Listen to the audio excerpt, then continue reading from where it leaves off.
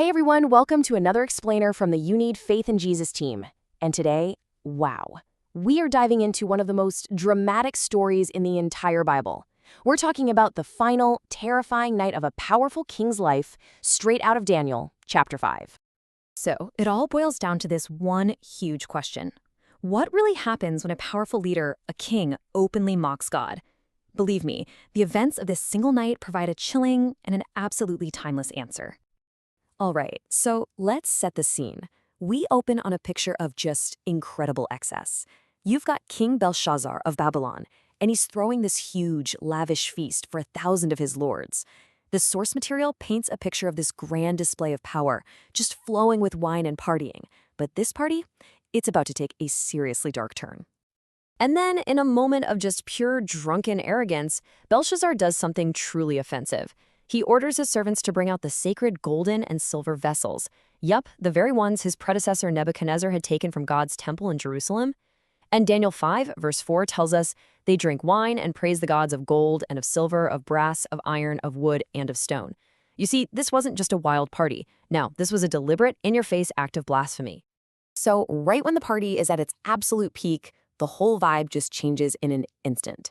The drunken pride evaporates, and it's replaced by pure, cold terror. God is about to enter the building, and not in a way anyone could have ever seen coming.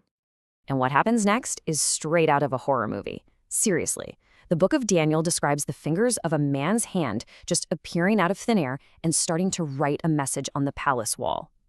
And the king's reaction? It's completely visceral. According to Daniel 5, verse 6, the joints of his loins were loosed, and his knees smote one against another.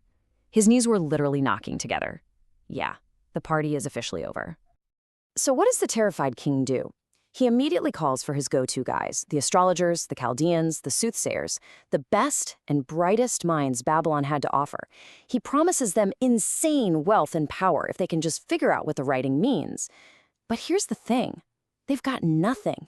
They are absolutely powerless, completely stumped, which just perfectly shows the total failure of worldly wisdom when it comes up against a message from God. So, while chaos and fear are just ripping through the banquet hall, an unexpected figure steps onto the scene, the Queen Mother. She remembers a time when the kingdom faced a supernatural crisis before, and more importantly, she remembers the man God used to solve it. She reminds Belshazzar of Daniel. She tells him all about his proven, God-given gift for interpreting mysteries. She says he has an excellent spirit, a divine insight that's way beyond anything the court magicians have. Her advice just cuts right through all that panic with a super clear solution. You need to call for the man of God. Okay, so this is the moment of truth. Daniel, who's an old man by now, is brought in to face the terrified king. And let's be clear, Daniel isn't showing up to offer some comforting words. Nope. He's there to deliver God's unfiltered, hard truth. Now this is so important. Before Daniel even touches the writing on the wall, he delivers this powerful rebuke. He basically contrasts Belshazzar with Nebuchadnezzar. See, Nebuchadnezzar was proud, but God humbled him, and he actually learned his lesson. Daniel says it right to Belshazzar's face in verse 22. And thou his son, O Belshazzar, hast not humbled thine heart, though thou knewest all this. The point is, Belshazzar knew the whole story. He knew what happened to Nebuchadnezzar, but he willfully chose arrogance and defiance anyway. So after making the king's guilt crystal clear, Daniel finally turns to that mysterious message on the wall. He's about to spell out exactly what these 4 cryptic Aramaic words mean. Okay, so the first word, and it's repeated to make a point, is MENE. It literally means numbered. Daniel's explanation is bone-chillingly simple. God has counted the days of your kingdom, and that number has just run out. Your time is up. The deadline has been reached. Next up is TEKEL, and this one means weighed.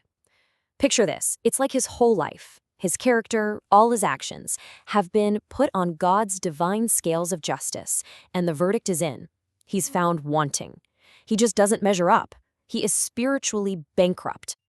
And finally, we have Perez, which is related to UPHARSIN, and it means, you guessed it, divided.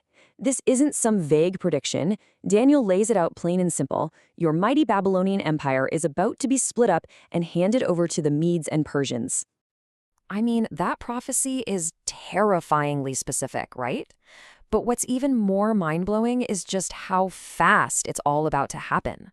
This isn't a warning about something way off in the future. Oh no. This timeline right here just shows you the incredible speed of God's judgment. We're not talking weeks or days, we're talking hours. Within hours of that hand appearing on the wall, the words written there would become historical fact. And here it is, the final, stark conclusion from Daniel chapter 5, verses 30 and 31. In that night was Belshazzar the king of the Chaldeans slain, and Darius the Median took the kingdom. Just like that, history tells us this is exactly how it went down. The Medo-Persian army took Babylon that very night. The prophecy was fulfilled right down to the last detail. So, that's the story. It's intense. But what does this ancient account of a fallen king actually mean for you and me right now? Well, our You Need Faith in Jesus team's study guide points to some crucial lessons that are just as relevant today as they were back then. First, it's about acknowledging God's total sovereignty. He sets up kings and he removes them. For us as believers, that's a huge source of peace, right? Knowing that ultimate authority is in his hands, not human rulers. Second, we have to cultivate humility. We're told that God resists the proud. Third, we've got to honor what is sacred, treating God with the reverence he absolutely deserves. And finally, we have to heed the warnings. Belshazzar knew better, but he totally ignored the lesson from the past. We're called to learn from his tragic mistake and realize that our lives, our actions, they're also being weighed in God's balances. And that really brings us to the final, challenging question for all of us. It's a question that cuts right to the heart of this entire chapter. If our lives, our character, and our actions were put on God's divine scales today, what would the verdict be? What would they say? That's a sobering question to reflect on. Thanks for joining us for this explainer.